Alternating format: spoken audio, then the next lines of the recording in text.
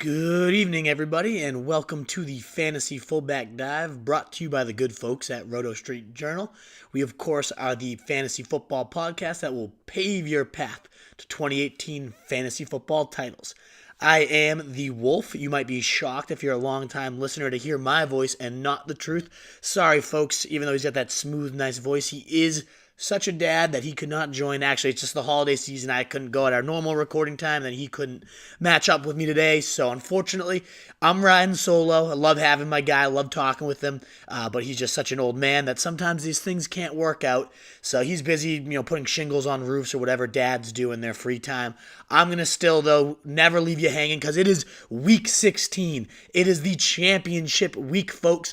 Everything you've done so far, clawing your way over the waiver wires, all those hours of pre-draft research, every little scratch and claw start decision you had to make and toil through, it all comes down to this. Doesn't matter unless you get the title, all the glory. Nobody remembers, nobody cares about second place. It's all about first, folks. And you gotta get that win. If you're listening now, I imagine you are in your title. And if not, you're just a sad, pathetic fantasy soul like myself, and just want to hear more fantasy talk. I got 3 titles coming up out of 5 leagues, so not a bad year, but I gotta win them for it to actually matter. Hope I take them down. Missing out, of course, in the Fez League. Shout out to the brothers in there.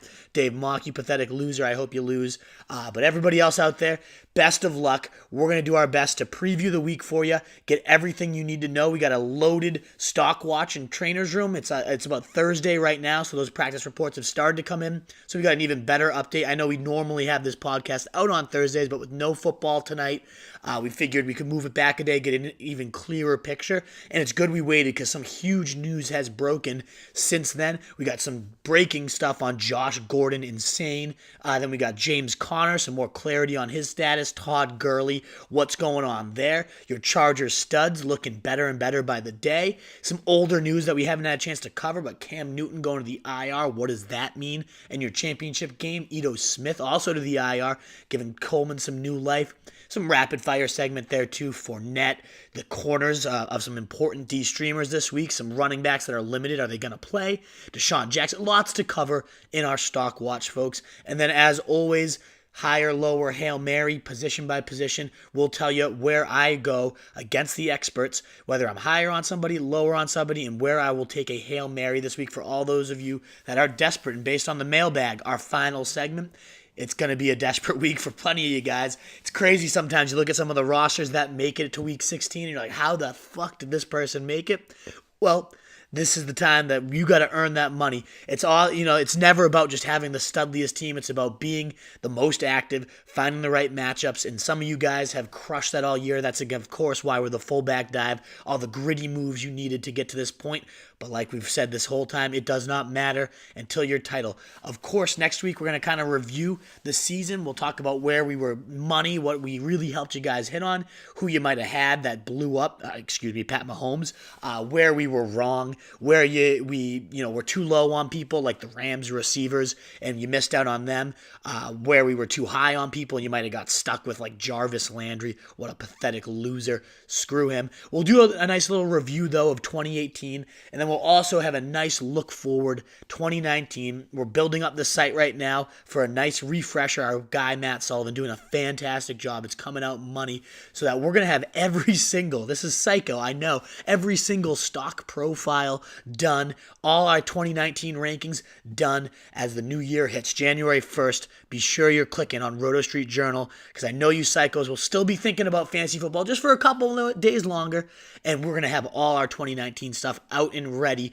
so that way we have a nice base to launch from, so that then you come back for free agency, you can come back from coaching carousel changes, see how the values are getting shaken up. It's going to be a great offseason, though. We're planning to absolutely dominate and continue our mission to become the face of fantasy. We hope, Wolfpack, you're along with us, and we hope it's because we got you titles this year. Let's dive in, though. It's week 16. We're not worried about 2019 yet because we got titles to win you.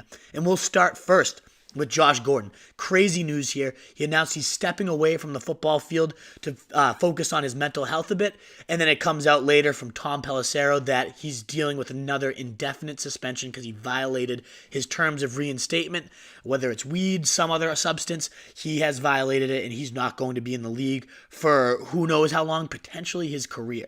Obviously devastating just in terms of a Patriots fan, that vertical element he was bringing, that run after the catch ability. He had brought a new element to a very sorely lacking wide receiver core. It was, we were crippled losing Dorsett and Patterson and probably going to have to roll back to those guys. It hurts very deeply as a Patriots fan. Fantasy owners too, you started to get consistent wide receiver 2 value. I know last week he sucked, but for the most part, some double-digit games. He's getting more and more acclimated to the offense, so his outlook was just only getting better. It was excited to see, year 2 after an offseason, what he could do. That's all dashed out. That's to the drain, unfortunately.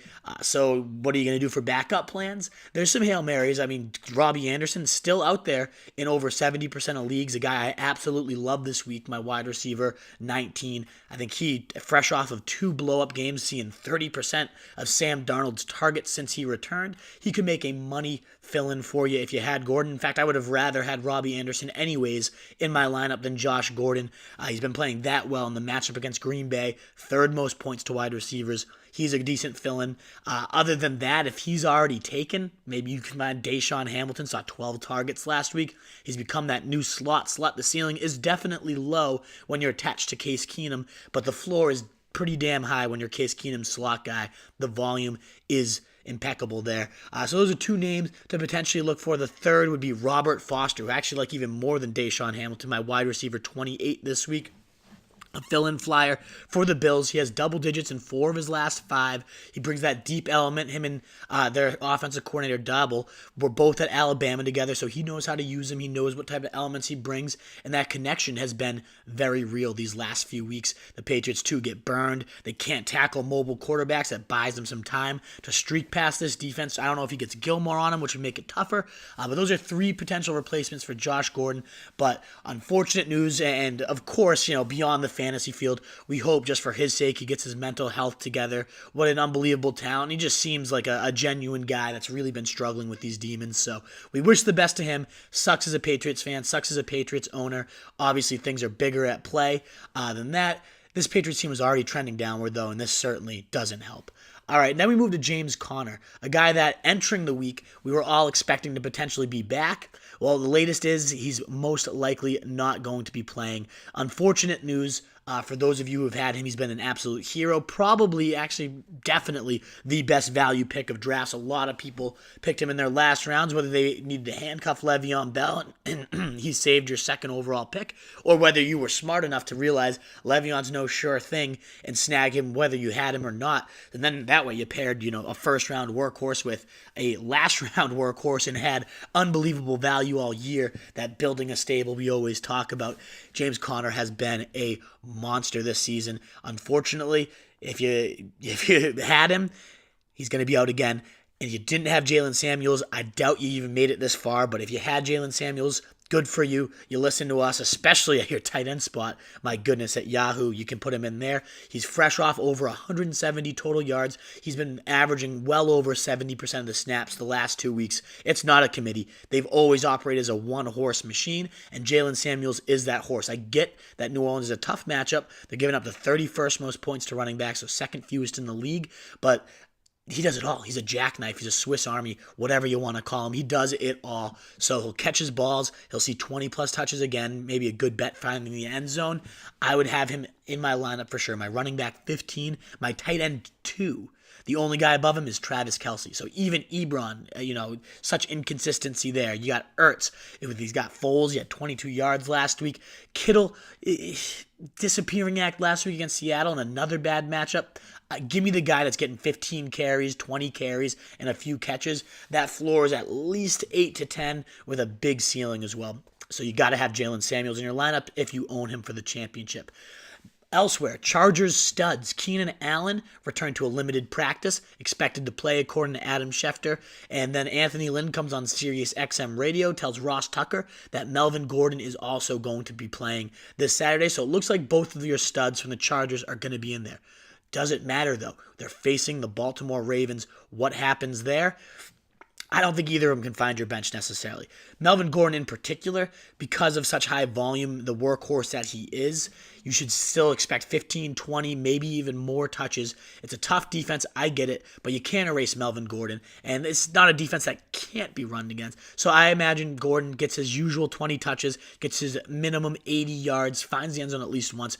He's my RB9, so not in his locked-in top 3 status that I normally have him in less matchups, but still, he's in your lineup. If you have Melvin Gordon, it's almost impossible to bench him unless you built the most ridiculous stable of like McCaffrey and Gurley and some other ridiculous flex.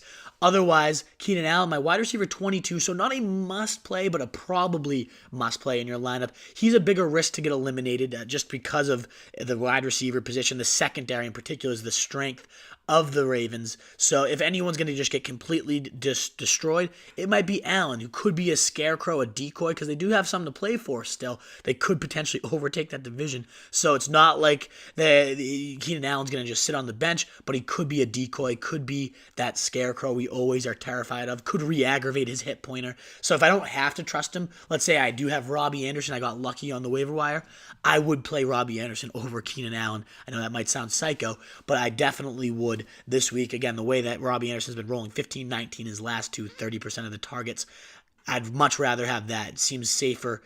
Robby Anderson seems safer than Keenan Allen. I still, like, the words come out of my mouth, and so does puke. I want to swallow it back, but still, he's probably in your lineup. It's Keenan Allen. So my wide receiver 22, there's only 21 guys I'd rather have. He's probably in your lineup, but of course, hit me up at Roto Street Wolf. If you have Keenan and you're feeling queasy about it, I mean, I have Dante Pettis above him, for example, my wide receiver 21. So maybe you got lucky with Pettis a few weeks ago. I'd keep rolling that ball as well.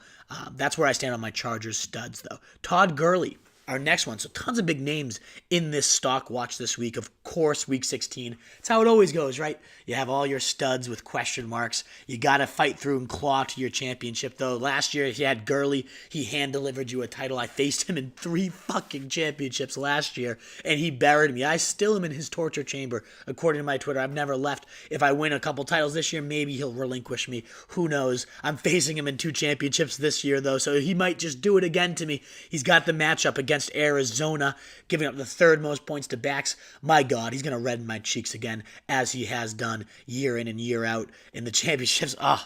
I'm terrified, but a little reason to not be as scared is he hasn't practiced the last 3 days in a row. Now, Sean McVay has said he doesn't have to practice to play, and the team did go and add C.J. Anderson, makes you a little more skeptical. Is Gurley going to play? Even if he plays, is he going to get a full smattering, a full 30-plus touches that we're used to from him? I don't know. Obviously, I don't have the crystal ball. If he plays, though, he's still a must-start. For me, he dropped from my locked-in number 1, there's no doubt about it, running back, to now my number 3. So, I mean, it's Gurley in a great matchup. You're going to play him if he's active. There is the risk, though. They get up big early, and they sit him, and they recognize, let's not get this guy any further injury. We got our win, 21-0 in the first half, and they sit him for John Kelly. Speaking of John Kelly, must add, 19% owned. Definitely get him onto your roster if you haven't done so already. Whether you own Gurley or not, whether you're facing Gurley or not, a great move to block him in case your opponent picks him up and then could start him for 20-plus touches against the Cardinals. I mean, he'd be almost must start in my opinion, so whether you use him or not, you can block your opponent. Get him now if you're listening and he's still out there in your leagues, and he probably is, only 19% owned. But back to Gurley himself, even if he only plays a half and they get up 21-0, say that script we were just talking about, you got to imagine he's a major part of that building the lead, because this defense is so horrible. I guarantee the Rams defense is going to smother them. My favorite play by far, by the way, for D-streamers, not streamers, just D-special teams this week, is the Rams. They are going to demolish this team. Atlanta just put up 27. The highest score of Week 15 is Atlanta's pathetic defense, put up 27 points. What do you think the Rams' talented front is going to do against these guys, that talented secondary? We're getting at least 1 pick, 6 out of these guys.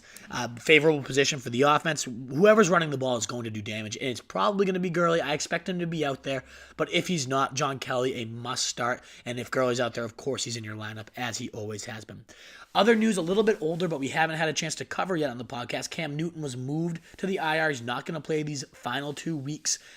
So Obviously, he's out of your lineup. Hopefully, he was out of your lineup leading into this game, because otherwise, you're probably not in the championship. He had plum matchups all playoffs, but he hurt his shoulder and was never the same. Didn't use the legs the same way. The coaches didn't want to get him injured. Wasn't slinging it deep. Those are two of the most important parts of Cam Newton's game. So when you were robbed of both of those, he was a 6-point loser. So if you had Cam Newton and you made it, congrats. You're probably now scrambling for backup plans.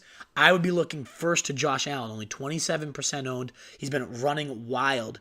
The touchdown or 100 yards in 4 straight weeks on the ground. His games 26, 30, 20, 19. He's been the number 1 scoring quarterback in fantasy since he returned in week 12 against the Jags. This guy's been a monster, and he's still owned in way under half the league. So that's the first spot I would look. I've seen other flags. I've seen like Trubisky still on waiver wires. I'd go to him first if he's somehow out there facing San Fran, my number 6 quarterback of the week. So maybe you go him. Maybe someone got angry and cut Dak after his shitty game. He gets Tampa Bay this week. So there are some options. If you're in the Cam Newton hole, let me know. What does it mean for the rest of the offense? Well, one, Christian McCaffrey is probably going to get all the work he can handle. He did get held out of practice today. Makes me a little bit nervous, especially with them sending all these players to the IR. It could mean Christian McCaffrey just gets shut down. Why ruin our future franchise back, who's been an absolute monster? I saw a stat today. He's played every single snap except 21 on the year. 97% snap total. That's unheard of from the running back position. Just an every down horse in every sense of the word. They were not lying when they said 25 to 30 touches was the new expectation for this guy. Holy hell, he's been a monster. He's carried you to titles and will carry you to another one this week if he's active. If not, who the fuck's there? Is that like fucking Fozzie Whitaker? What's the dude's name? Cameron Artis-Payne. I doubt you could use any of those guys with confidence. But they're going to get work, and they're going to get work against a bad Atlanta team. So their backup, what's his name? Taylor Heineke? Something of that nature. I don't know what this creature is, what he brings to the table. I know he runs well. 4.6 40 as a big guy, a strong arm. Kind of like your Cam Newton light style player to back up Cam. So I can't imagine he's worse than what Cam Newton's been these last couple weeks. So Taylor Heineke may be a potential streamer on DraftKings. You can't trust your finals with him in there. But I don't downgrade DJ Moore or Curtis Samuel any more than I would have already with Cam Newton in there. So that's my take on the Newton to the IR. Ito Smith also goes to the IR after undergoing knee surgery, done for the season. And that opens the door for Tevin Coleman these next 2 weeks. Hopefully you're not playing week 17 or you're a fucking loser. But week 16, if you got Coleman, I think he's got to be in your lineup. Tougher matchup against Carolina. They're horrible against the pass, but pretty stout against the run. Still, this guy's fresh off a 145-yard TD day. He's about to see his work, and that was off 11 touches. He's probably going to see closer to 20 this week. Moves up to my running back 20, a clear-cut, locked-in number 2 guy with some serious upside is Tevin Coleman. Just a couple quick rapid-fire notes. Kerryon Johnson's on the IR. We've been talking about him week in, week out. Is this going to be the week he returns? He's not coming back. So he's done for the year against Minnesota. You're not streaming Zenner. You're not streaming Theo Riddick, hopefully, or else you can kiss that title goodbye. Maybe one of those guys falls in the end zone. I'm not trying to figure out who. Leonard Fournette practicing in full. After getting his touches limited and saying he's going to be limited in practice, he comes out and gets a full practice. And who the fuck knows what's going on with the Jaguars? But the matchup is so ripe against the Dolphins. I have him as my RB18 because of the question marks. That's 5 spots higher than the experts, though. I think he's a nice contrarian DraftKings play for tournaments as well, because he could rumble for 102 TDs if he sees that usual 20-plus touches that we've come accounted to. And with a full practice week, maybe that's what we could expect. We got some limited RBs in Lamar Miller, Spencer Ware, Matt Breida, and the Bills running backs.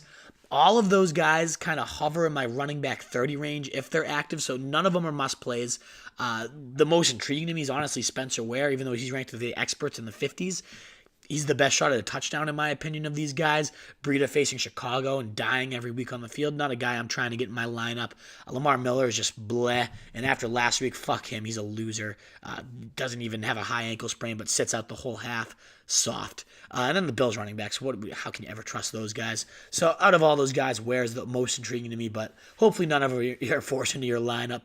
I wouldn't want any of those guys. Julio Jones has not been practicing. He's going to participate in the walkthrough on Friday. It is that time of the year your studs might just get sat because they have nothing else to play for. If that's the case, that would suck. But I imagine he's going to be out there and he's going to play against a horrendous Panthers secondary that have been giving up monster games to wide receivers as of late. So Julio could be a title bringer as long as he's in there for you. As we mentioned, McCaffrey did not practice. I imagine it's probably just a rest day. He had no injury report notes or anything pop up. He's been playing such a heavy smattering of snaps that I think they're just resting their stud horse for this game. But ultimately, you got to keep it on your radar. You got to have a backup plan just to be safe. We mentioned Jamaal Williams. He's up to 70% owned, so he might not be out there if you already missed out on him. But Kalen Ballage, 30% owned, was the clear-cut horse after Frank Gore went down. He could be a potential backup plan. John Kelly should be stashed in case Gurley can't go. Those are a few names I would turn to first. And if none of them are there, then maybe you add Cameron Artis-Payne and just have his direct backup in case McCaffrey doesn't play.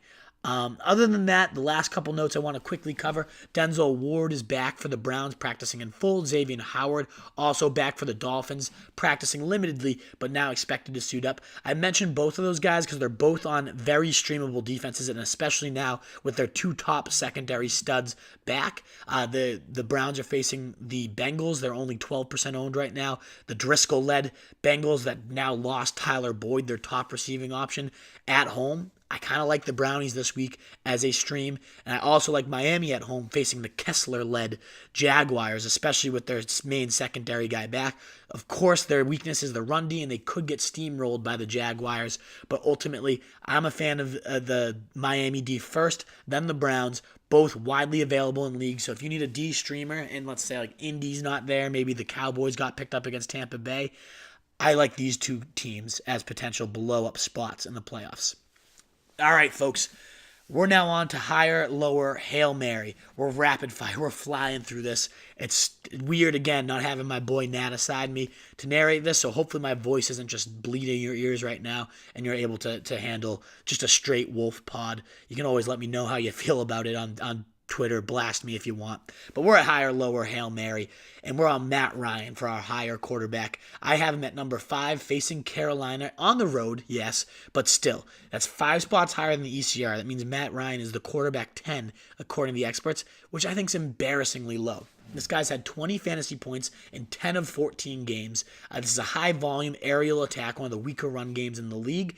They lean on Matt Ryan's arm, and their defense is pretty abysmal. I know they're not having much competition with Cam Newton out this week, but still, this Matt Ryan had 31 against the Panthers in week 2. Now they're even more depleted as a secondary. Now they're even more mailed in after losing 6 straight games. I think Ryan comes in, bombs these guys. Julio goes berserk. Calvin Ridley out of the slot. That's where they're been especially demolished. Maybe he has a bonkers game too.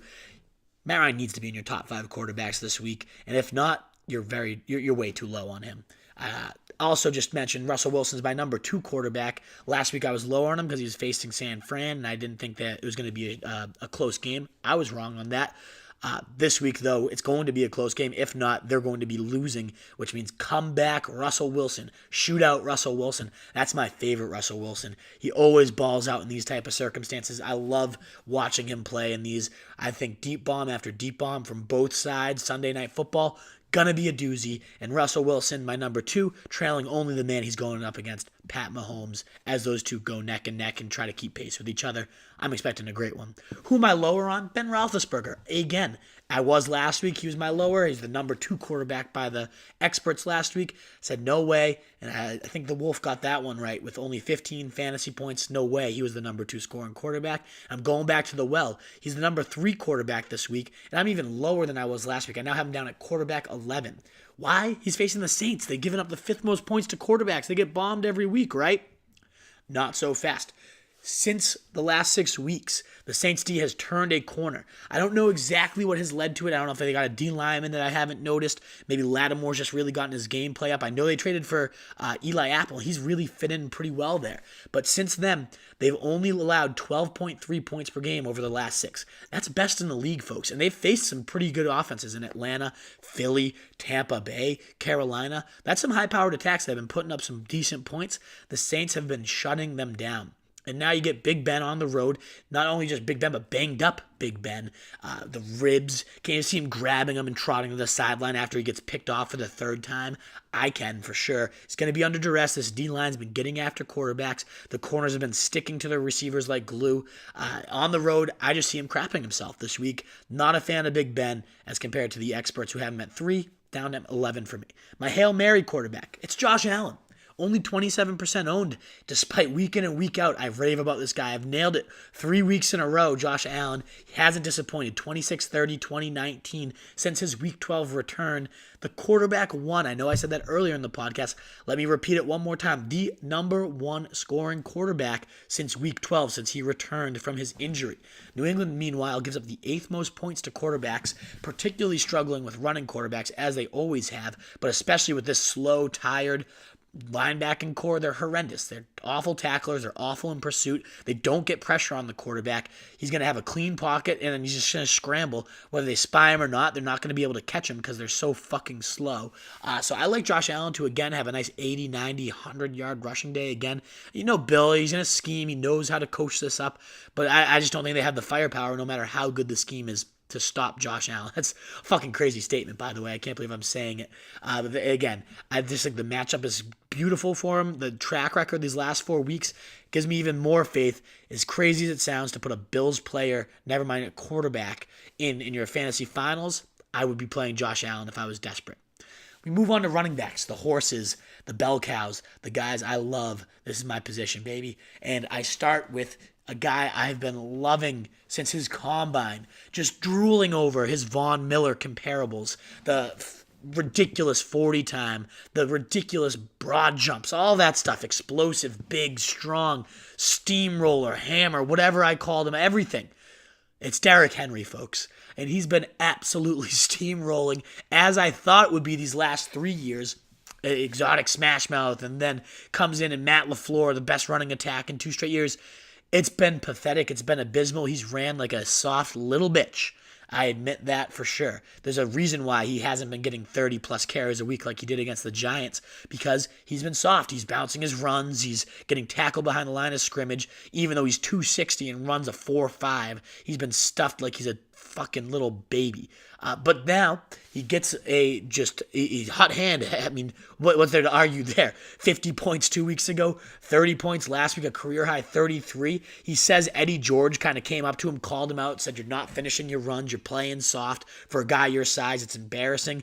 And ultimately, that fired him up. Now, I can't imagine he didn't hear that from his coaching staff week in and week out.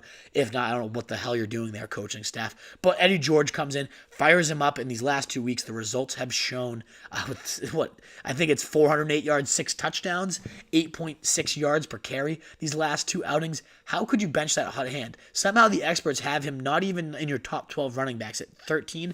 I have him, I'm deciding between like 6, 7, or 8. So I'm going to be at least 5 spots higher than the experts. If you have Henry, he has to be in your lineup, no doubt about it. I have him above Melvin Gordon, for example. I have him above a million guys. So Derrick Henry in your lineup this week. Do not bench him. The fantasy gods have given you the title winner. He is that title winner of this year. And if you bench him, you are an idiot. I also, in just quick mention, Fournette, I talked about practicing in full. I'm 5 spots higher than him on the experts. Miami's just that bad. It's not that I love Fournette. I fucking hate him for how shitty he's been all year as your first or second rounder. Brutal, but maybe he gives you his redemption play here. Maybe he gets 20-plus touches. You never know with the Jaguars, but I'm expecting a big game from Fournette. So if you have him and you're contemplating Fournette, I'm most likely going to lean that way. Who am I lower on? I got 2 guys for you. The first one isn't that I hate this guy, and that's Nick Chubb. Of course, I love the guy. Been a waiver wire hero since they traded away Carlos Hyde. So I don't hate this guy. He's been a running back 1 week in and week out. I have him at RB11, so I still think he's going to be a running back 1. But by the experts' rankings, he's RB5.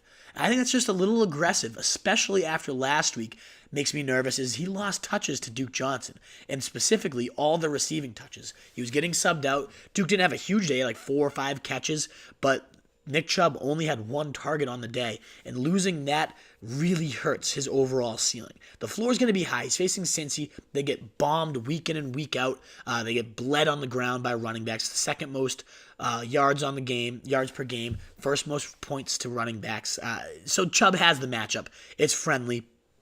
Even still, I'm not going to rank him above the horses such as Kamara, such as Dalvin Cook, such as Derrick Henry, just because that floor to me seems a little bit lower than what I once expected. So, I mean, maybe it was just a random week. Maybe they saw a matchup problem. Nick Chubb had a huge game, 26 points against Cincy last time, but a lot of that came on the back of a monster receiving game. He hasn't been very efficient with his carries, and if he's now down to just an early down horse, I think you're just going to get your standard 90 yards. Maybe he gets into the end zone, but running back 5, a bit aggressive for me in the expert rankings. Other than him, James White makes me pretty damn nervous this week. 6 spots lower than the experts. I have him as my running back 26. What makes me nervous is I think the Patriots are putting him in bubble wrap for the season. We've seen this year, his previous career high in touches, 99. Now he's already at 163, so almost double his touches already, and we still got 2 more weeks to go. That, to me, especially the way these last couple of weeks have gone, suggests that the Patriots are going to rest this guy, get him ready. He's always their playoff hero. So I think that the team, we've seen it in the last few weeks too. 4 of his last 5 have been under double-digit fantasy points. His touches have begun to evaporate. His snaps have gone down tremendously over those 5-week span. Burkhead's also been back. It's become a 3-headed fucking nightmare. The way the Patriots always typically operate. And that's just, again, it was atypical for James White to be such a horse early on in the season. So at this point, I know I was all in on him throughout the year, but at this point, with the postseason lingering, with his touches diminishing in anticipation of that, James White's not a guy I would like to have in my lineup. My Hail Mary, obviously there's a lot of one-week plugins, the most important one being Jamaal Williams. You got Aaron Jones to the IR. I know he has a little toe flare-up, but the coach has said he's a huge part of the game plan, suggested that it's nothing major, this toe. He's also up to 72% owned, though, so I get that he's probably not out there for you if you didn't already get him. So check on Kalen Ballage. We mentioned him earlier. 30% owned, my running back 25, so right on the cusp of being an RB2 in my opinion. He has 4.4 speed, a great build, 6'2", 230. With that style speed and with soft hands, a typical 3-down horse, this guy could be in line for 20 touches. He was the one that came in and got all the work. 12 carries, 123 yards, touchdown, and the Dolphins Dolphins lost last week, not their win. But he was the one, not Kenyon Drake, that took over that lead back role. Expect more of the same. Kalen Ballage, the matchup against Jacksonville, obviously not appetizing, but Derrick Henry just steamrolled these guys for 230 and multiple scores, so it's not like they're impossible to run against. I like Ballage to get a lot of work and to potentially do some damage with it, find the end zone. If you're desperate, give him a try. Even better than him would be John Kelly, 19% owned, if Todd Gurley sits. So I would stash both these guys, see what Gurley's status is. And even if Gurley plays, I'd rather have Ballage at that point, but even if he plays and Ballage is gone, I think Kelly could be inserted in the lineups because they might be bleeding that clock late. They might get a huge lead and then have Kelly do the second half for him with Gurley banged up, those knees. Either way, Kelly needs to be owned and a potential streamer in this delicious matchup against the 3rd most points to running backs. Whew. Wide receivers. Oh, man. I'm missing the truth here because this is just no pause for breaks. But wide receivers, we get to higher, and it's Dante Pettis facing Chicago. My wide receiver 21, that's 6 spots higher than the experts. So Chicago obviously and deservedly has this allure as a great defense. And it's not an allure. They are a great defense. Very good against the run. Very great at getting to the passer. Khalil Mack has been an unbelievable acquisition, making them look like geniuses. But one area they have been weak is tackling in the secondary, allowing receivers to get deep behind them. Their secondary is definitely their weak spot. So when they don't get to the passer, if they have any time to throw, then their wide receivers have torn them up. 13 most points in the league, 8th most in PPR leagues as well. 2 wide receivers. Everywhere else, it's like 32nd, 31st. They shut down everything but wide receivers, and that plays into Pettis' game. A guy that makes the most out of his catches, a monster after the catch, very shifty, breaks tackles well. That's his game. Quick hitters to neutralize that pass rush, You get it into your receiver's hands, let him do his work. That's Pettis' style. This defense is very poor at tackling. I expect Pettis to get tons of looks as that safety blanket, that security guy, with Kittle probably getting double-teamed. I wouldn't be surprised to see Pettis, who has 4 straight games of double digits, to cross that 10-plus point threshold yet again. Would I rather have him than my lower guy, Jarvis Landry? Absolutely. Landry, despite the plum matchup against Cincinnati, is my wide receiver 24. That's 6 spots lower than the experts. How are they that high on him? I know going into the year, this was my boy. I raved about him, thought he was the easiest lock of the century. But he's been pure shit, and he's been pure shit, especially since they transitioned to Freddie Kitchens and Baker Mayfield. You'd expect things to get better, but they've only gotten worse since going there. He's been under 50 yards in nearly every single one of those games. Yeah, he had that 22-point and 13-point day in weeks 13 and 14, and it gave people some hope. But right back to earth with 3 catches for, 30 yards last week, 4.5. Pathetic outing in your fantasy playoffs for week 15. And I would not be going back to the well in week 16. As bad as since he is on paper as a giving up total offense, they've been surprisingly decent against wide receivers. Only the 16th most fantasy points. Landry himself against these guys had under 4 points. It was a pathetic outing for him. So I mean, maybe he blows up because it is, again, the Bengals and they're horrible. But even with Mayfield going absolutely bonkers against the Bengals last time, Landry was an afterthought. So he's not nearly as must-start as the experts recommend him, in my opinion, in my eyes. I wouldn't want to trust him. I'd rather have somebody else than Jarvis Landry this week. Now, Hail Marys, who could blow up for you if you need somebody to plug in? Do I have to talk about Robert Foster for like the 8th week in a row? My goodness. Only 27% owned, so still people aren't recognizing that this guy is taking over the league right now. He's got double-digit points in 4 of his last 5. Seems to me like they take at least 3 or 4 deep shots to this guy every single week. Him and Allen have a nice connection. Him and Dauble, his old play caller from college, have been making magic happen. So I like Robert Foster this week as my top favorite streamer. I'm 8 spots higher on him on the ECR at my wide receiver 28 against a crumbling Patriots defense. I think he could find the end zone at least one time and again get over double digits. If not him, let's look at the opposite end of the ball. Chris Hogan. First, you got that revenge game narrative going back against Buffalo. He got deep last week for 65 and a TD, so we're starting to see him get back involved in the offense. And then you lose Josh Gordon, their main kind of field stretcher, that opposite end of the field of Edelman that you need. So I can see them really trying to just pepper Chris Hogan this week, get him active, get him acclimated back into this offense, and get him in a groove before the playoffs start. That's kind of what I'm seeing. I mean, it's very tough pass defense, Buffalo is, but Kenny Galladay just buried these guys, and I could see Chris Hogan kind of being that sneaky matchup play where the Patriots just pepper him, get him in the groove before the playoffs, and get him some touches against his old team.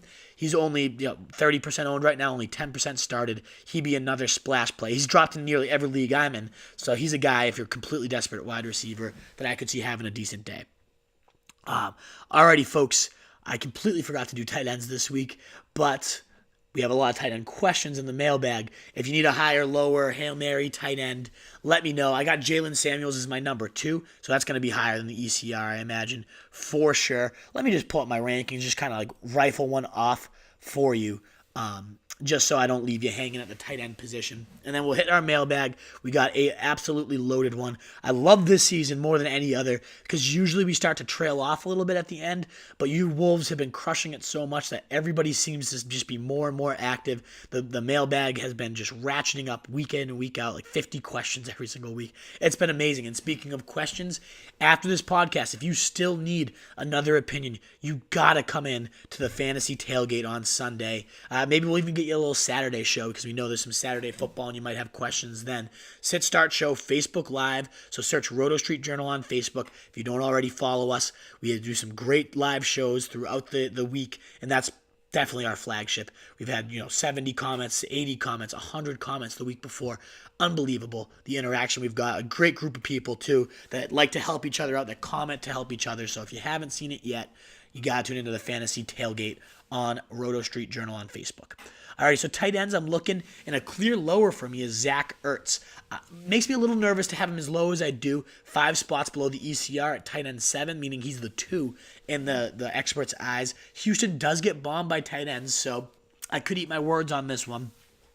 Nick Foles, though, it all comes down to him. And he had eyes for only Alshon last week.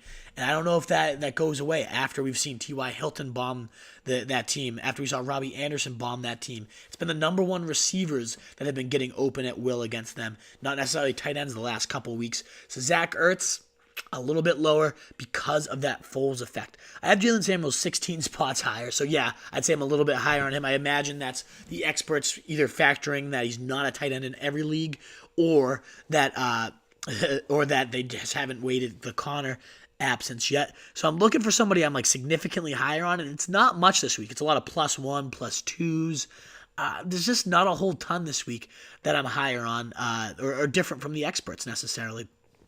So there's nobody I can pick as a clear higher, but as a Hail Mary, I guess higher, you know what? Who I definitely have higher is Austin Hooper. I have him 3 spots higher. He's my tight end 9 for the week. Facing Carolina, they've been bled by tight ends. So Hooper somehow out there in a lot of waiver wires right now.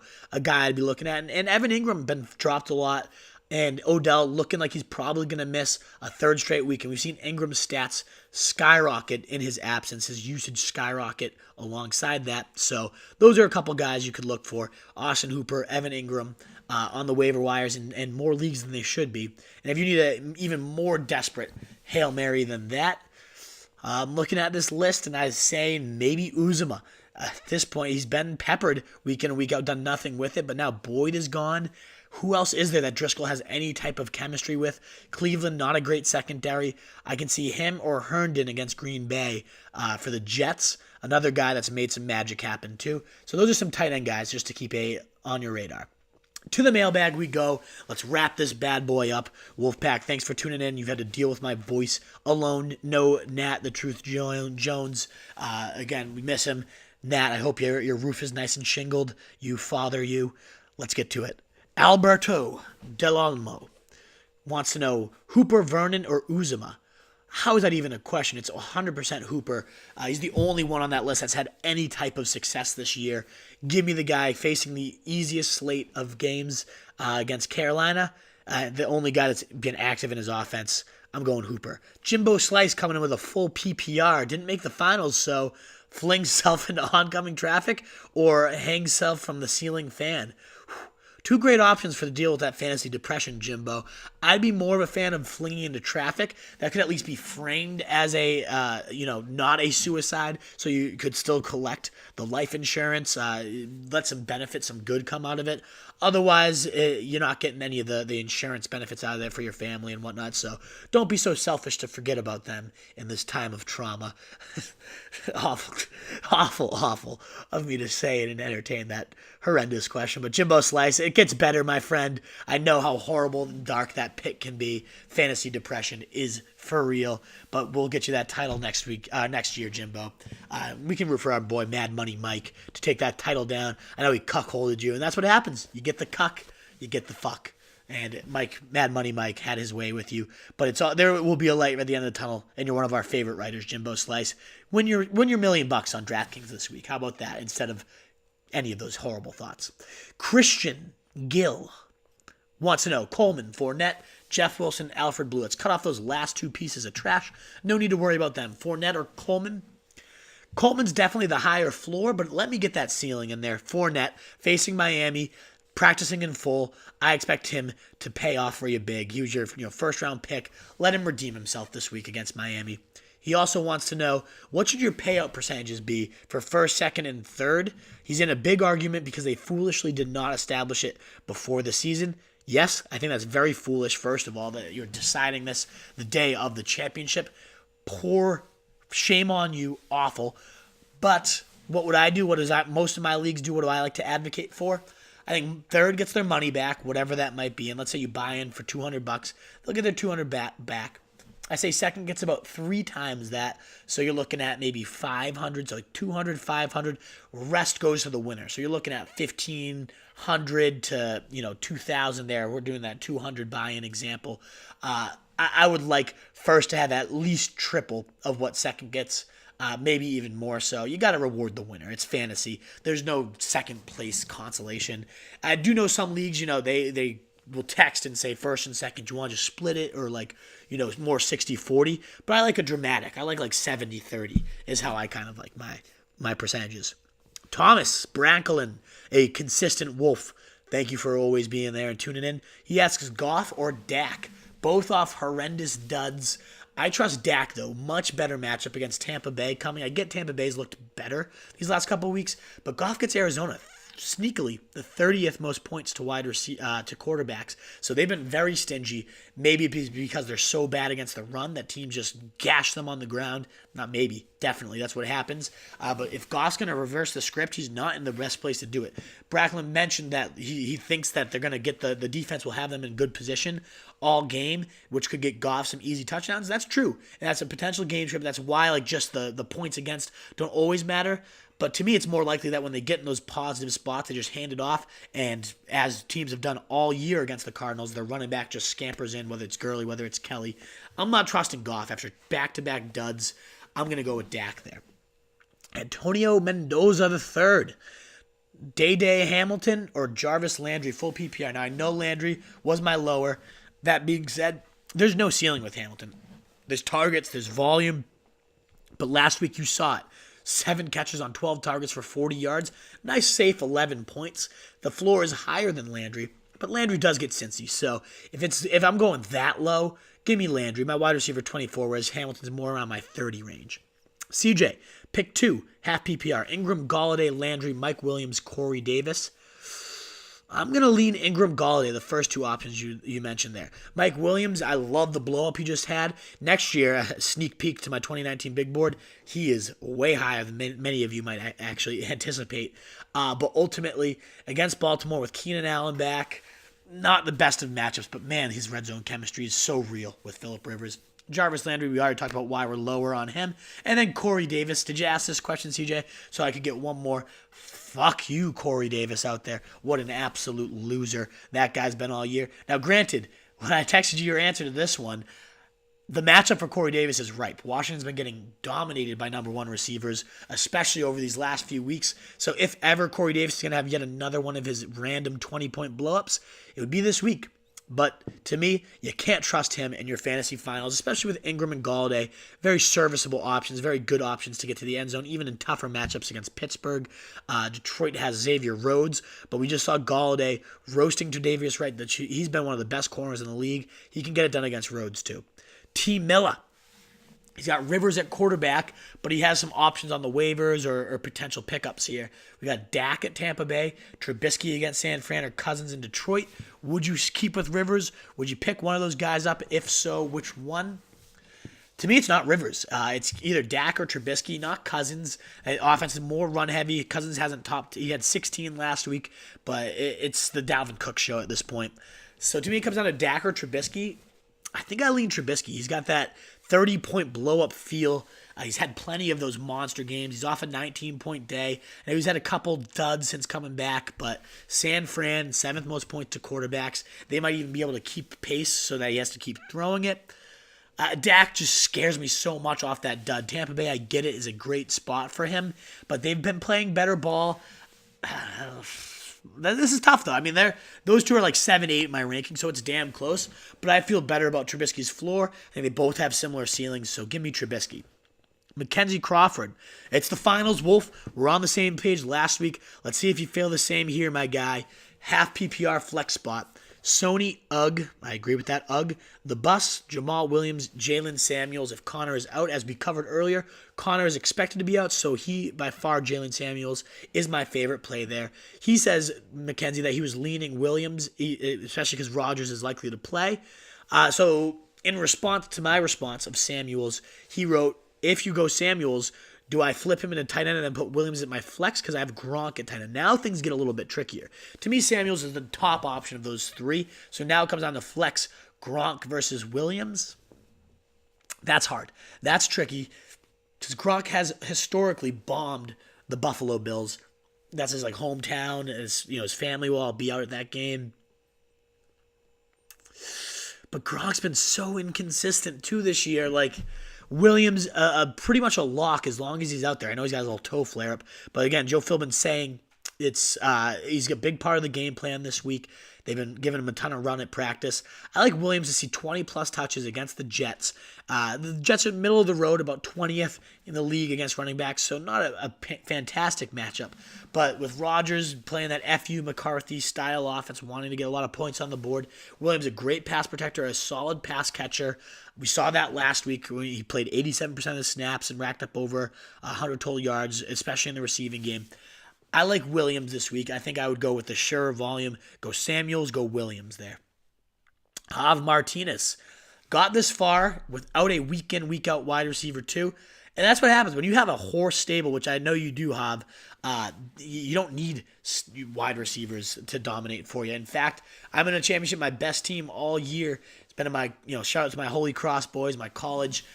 My team has been dominating in that league, and it's not because of wide receivers. I did have A.J. Green and Will Fuller, but both of them obviously have gone down since. So I've been rolling out Pettis, Curtis Samuel, Josh Reynolds, this week Robby Anderson. I've been playing that wide receiver musical chairs, and it hasn't made a difference because I have Kelsey, I have Mahomes, and I got my stable of Zeke, James Conner or Jaylen Samuels, and Nick Chubb. And just having those three horses has been a godsend. So that's why we preach building the stable, not worrying so much about the target hogs, because you can get it done, and Javier, you're proof too. But your options here for wide receiver too: Corey Davis against Washington, Robby Anderson against Green Bay, Godwin against Dallas, Pettis against Chicago, Deshaun Hamilton against Oakland. I like a lot of those streamers. My personal favorite is Robby Anderson against Green Bay. Like I've said a few times already, 30% target share over these last couple weeks with Sam Darnold at QB. Sam Darnold's talked about how he's the first guy he looks at when he's on the run, when plays break down. He's trying to find where is Robby Anderson, where are those dreads, and he just lobs it up to him and lets him make a play. They've taken plenty of deep shots these last couple weeks to Robby Anderson, too. They hooked up on a touchdown last week. Back-to-back weeks with scores, back-to-back weeks with over 15 fantasy points, and now the third most points to wide receivers, Green Bay. I like Anderson to have yet another big game to wrap up your season. Robbie's my boy this week. Dylan Gonzalez. If Connor's active, do you play him? Yeah, but he's not going to be, so let's not worry about that. Better off with Jamaal Williams. Not a bad backup plan if you don't have Jaylen Samuels. So yeah, go Jamaal Williams. Does Kelly become a must-start if no Gurley? Absolutely. Third most points on the ground Arizona gives up. I'd rather have John Kelly than Jamaal Williams in that instance. He'll be probably top 17 back in my opinion, John Kelly will be. Matt Kogler. CMC replacement if he doesn't play. We talked about some of this at the front, but Jamaal Williams would have been the first spot to look. He might not be there, though. 70% on at this point. Kalen Ballage, an option. Risky to trust Adam Gase. You never know what that motherfucker's going to do. You think Drake will finally have his unleashing, and he goes and unleashes Kalen Ballage instead. But maybe he goes back to Drake. You never know, but there's some upside there with Kalen Ballage for sure. A lot of talent inside that 6'2", 230-pound 4'4" body. Lots of athleticism, so he could get it done. And if he's not there, I definitely would be stashing John Kelly to see what happens with Gurley. And worst comes to worst, Cameron Artis-Payne as the direct backup to CMC. That's kind of the progression to look at for his replacement plan. Dookie B, my man, a loyal day one Wolfpack member. Half PPR, you start one. David Johnson, Jamaal Williams, Damian Williams, or Sony Michel. To me, it comes down to David Johnson and Damian Williams. I think Spencer Ware is going to be more involved than people think. I know Williams just had his blow-up. Very explosive. Looked way better than I would give him credit for on last week's podcast. The way he moves in space and it operates as a receiver, very dangerous. But I can see Ware getting involved with the goal line. He's also been very effective when healthy. So to me, that's more of a committee than what David Johnson's dealing with. Give me David Johnson this week. The tough matchup against the Rams, but still, I'm going to lean him. Sit one of Galladay, Robinson, Anderson. I'm going to sit Robinson there. Galladay got it done against Tre'Davious White last week. Robby Anderson I've already raved about a million times here. So I'm all in on those two guys. Robinson, I guess the matchup against San Fran is pretty juicy, but how could you trust this guy? That offense spreads the ball way too much. Bears D or Dallas D? He's recognizing that 100% of Fantasy Pros experts took Bears, but he's considering the Cowboys. Am I crazy, he asks. It's not crazy because Tampa Bay is due for that, classic Jameis Winston, shits all over himself and turns the balls over like 3 or 4 times. Didn't do that against the Ravens, though. If he didn't do it against them, Why would he suddenly shit himself against the Cowboys? Not as good of a defense as the Ravens. And it's the Bears. You've been probably riding them all year. They get San Fran, so there's no reason not to love that matchup. You're going with the Bears. They're going to get sacks. They're going to get turnovers, maybe a touchdown. You got to love the Bears this week. And last one, Grady George, Ballage or Sony? That is a tough one. I'm going to lean Sony just because, again, that point I brought up, you never know what Gase is going to do. I don't love Sony, though. This has become a three-headed nightmare. He gets vultured by James Devlin every week, seemingly. So maybe there's other options. Maybe you stash Kelly and see if Gurley sits. But to me, it's Sony, unfortunately. All right, Wolves. That is our Week 16 preview. Again, shout out to the Truth. I hope the roof shingles have gone well today. But I am the Wolf. I'm here with your solo podcast. I hope it wasn't too painful for you guys to have to listen to this, nasally voice that's stuffy because I'm sick with a cold. So hopefully it wasn't too bad. Hopefully you were able to fight through that and enjoy the podcast. If you liked it, if you hated it, you can find me at Roto Street Wolf. Chirp me all you want. Ask any sit-start questions. I love it. Fantasy is the best. And we only have another week to really be talking about it. So get on in there with me. Chat me up. You can find this podcast if this is your first time somehow. The Fantasy Fullback Dive. Find it everywhere. Subscribe. It means the world to us to hear from you. Your reviews. Love reading those every single week. It brings me genuinely brings me joy. And even the bad ones. I just like that you're active and involved in letting us know your thoughts. So hit us up there too. Let us know what you're thinking. We're going to pave that path to your Week 16 title, baby. And then Roto Street Journal on Instagram, Roto ST Journal on Twitter. Fantasy Tailgate this Sunday. Be there. Be square. Wolfpack, best of luck. Get those titles. And we'd love to hear from you if you do. If we helped you at all, we need some testimonials. We want to just kind of build the brand. So if we helped you, what did we help you with? Did we help you land Mahomes because we were all in on him? Did we make a sit-start call that was bold that you weren't considering and it saved you? I know, Sonny, if you're listening, you shouted us out last week. It was amazing. Kirk Cousins, that last-minute switch when we talked on Snapchat, Roto Street Wolf, you can find me too. He hits me up. I tell him, make that switch. Go Cousins. He wins by 0.8. That's the fucking stuff of stories. That's what we want to hear from you guys. If we saved you, and if we killed you, of course, rip into us too, because we deserve it. We like to own our mistakes as well, but especially if we helped you out. The least we ask is just please let us know how we helped you so we can build our testimonial bank and build the site, because we have huge things planned for 2019. But before then, we're getting you your titles. Let's go, Wolfpack. Best of luck. The Wolf is out.